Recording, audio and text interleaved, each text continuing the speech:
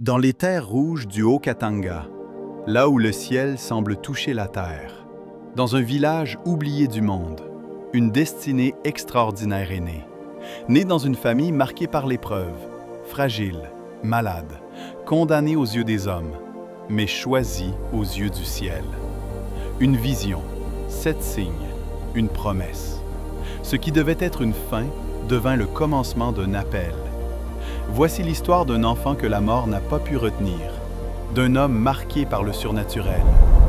Voici les origines du prophète Kyungu Ngoyi Lunyata, l'élu du destin. Né le 29 décembre 1939 dans une famille de 18 enfants dont seulement 2 survivront, Kyungu Ngoyi est le 14e enfant de Mulimba et de Suza Kinanda, au village de Mudimba, territoire de Pweto, dans l'ancienne province du Shaba, aujourd'hui Haut-Katanga. Dès son jeune âge, son existence est marquée par la souffrance et l'incertitude. Vers l'âge de 6 ou 7 ans, l'enfant Kyungu tombe gravement malade. Son état devient critique et personne ne croit encore à sa survie. C'est durant cette période qu'il reçoit sa première visitation divine. Alors qu'il dort, affaibli par la maladie, il voit le ciel s'ouvrir. 7 pots de feu, portant les différentes couleurs de l'arc-en-ciel, apparaissent devant lui. Un à un, ils descendent et frappent sa poitrine.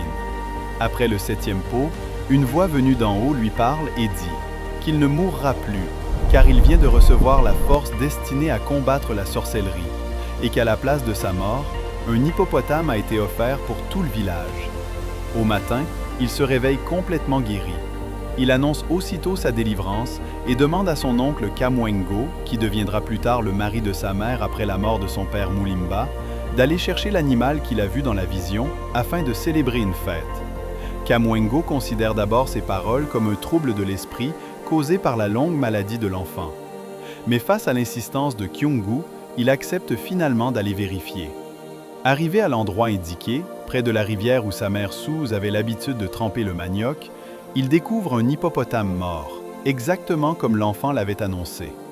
Saisi d'étonnement, Kamwengo coupe la queue de l'animal et retourne au village rempli de joie, chantant « Kyofe Malemba Kia Lala Kufa ». Cet événement marque le premier miracle attribué à Kyungu Ngoyi dès son enfance, signe d'un appel spirituel puissant et d'un destin déjà en marche. La suite de cette histoire arrive dans la prochaine vidéo. L'histoire du saint prophète Kyungu, l'élu du destin, ne fait que commencer. Ce que vous venez de voir n'est que le début d'un appel puissant qui marquera toute une génération. Si cette histoire vous a touché, n'oubliez pas de partager cette vidéo et de laisser un commentaire afin que le monde découvre l'histoire de cet homme de Dieu. Restez connectés pour la suite de la biographie du saint prophète Kyungu.